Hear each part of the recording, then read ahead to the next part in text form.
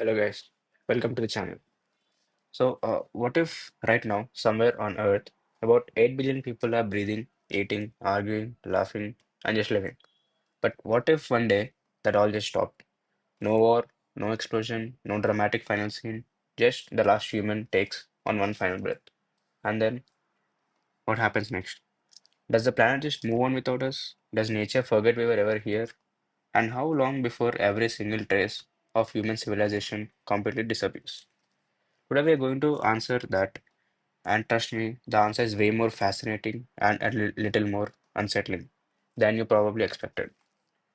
Let's start from the very first moment. The last human is gone. Within just a few hours, the light starts going out, not dramatically, not all at once, but power plants around the world, that ones that need humans to keep them running, they start failing one by one. Nuclear plants automatically shut down their reactors. Hydroelectric dams just keep spinning for a while because water doesn't need us, but without anyone managing the grid, electricity becomes completely unpredictable. Within 24 hours, most of the world is dark. And here's something wild. The skies above major cities immediately start clearing. No planes, no factory smoke, no exhaust. For the first time in over a century, the air above New York, Mumbai, and Shanghai is just clean. Animals in cities, they have no idea what's happening, but they notice the quiet. Dogs that were left behind start barking, then stop, then start figuring out how to survive on their own. Cats, honestly, cats are probably fine within like 20 minutes. Now, fast forward to a few weeks. Without humans maintaining water pumps and sewage systems, cities start flooding from the inside. Pipes burst, basements fill up, the underworld tunnels beneath massive cities like London and New York completely submerged. Supermarkets still full of food become massive feeding grounds. Rats, insects, birds, everything gets a free buffet.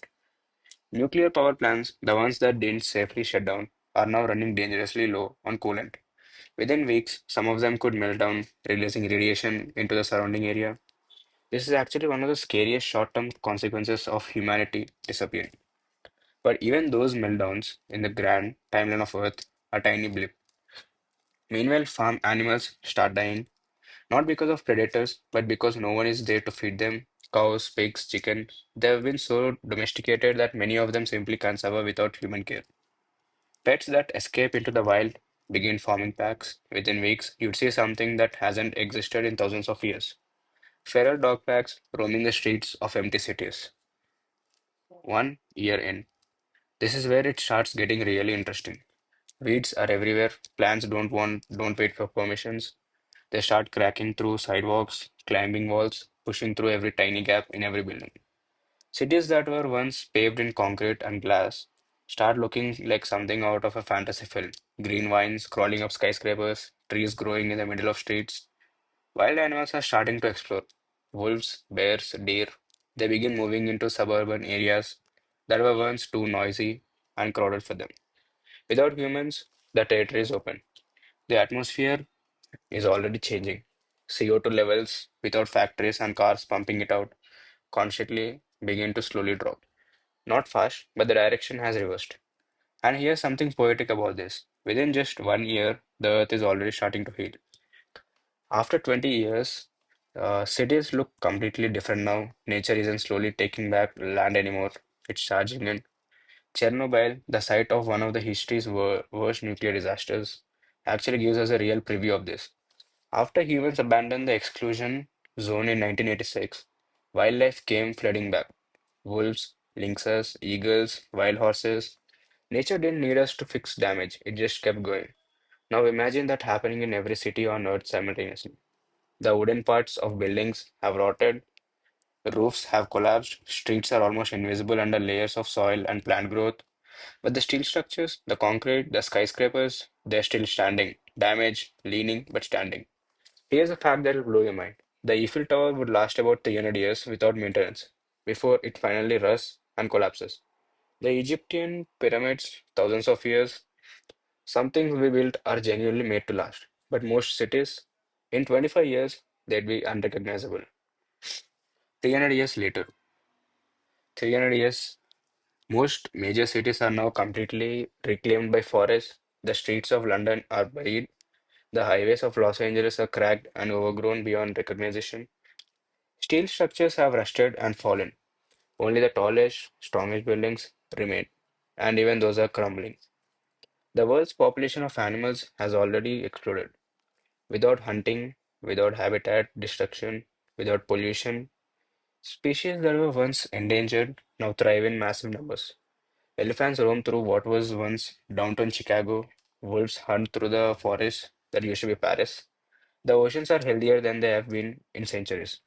And here's something that actually makes you think. 300 years is nothing.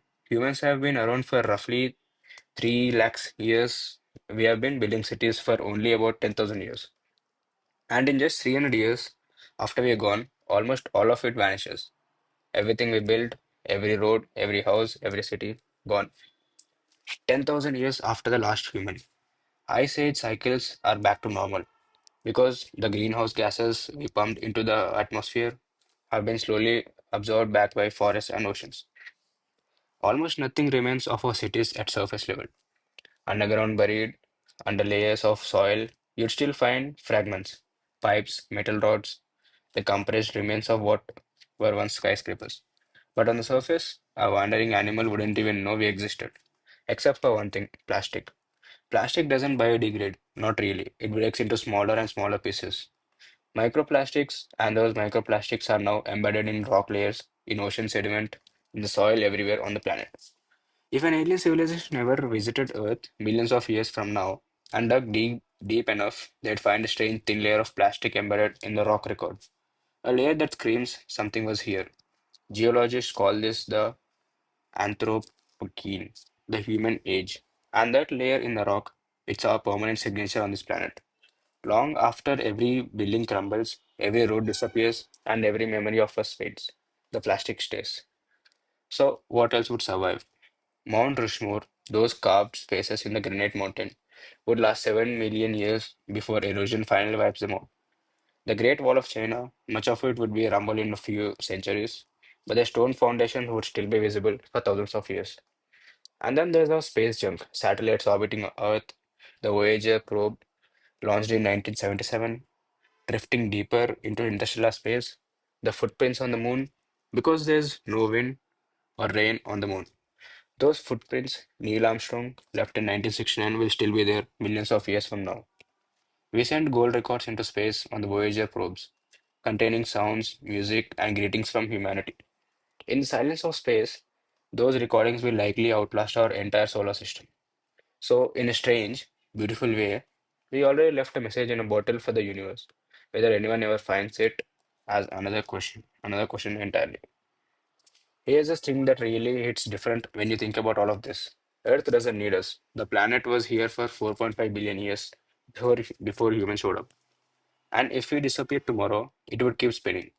Life would keep evolving. New species would rise. The oceans would keep moving. The sun would keep rising. Earth isn't fragile. We are. But here's what also true. In all of Earth's 4.5 billion year history, no species has ever done what we did. No creature has ever looked up at the stars and wondered what they are. No animal has ever painted, written music, built telescope, or sent golden records into the void of space, just hoping someone out there might one day hear them. We are the universe's way of looking at itself, and that no matter how long we last or what we leave behind, that matters. So maybe the real question isn't what happens after the last human dies. Maybe the real question is what are we going to do with the time we have? If this made you think, drop a comment below. What do you think would outlast humanity the longest? I genuinely love to know. And if you enjoyed this video, please subscribe and like the video. And if you have any ideas what to do in the next video, please comment down.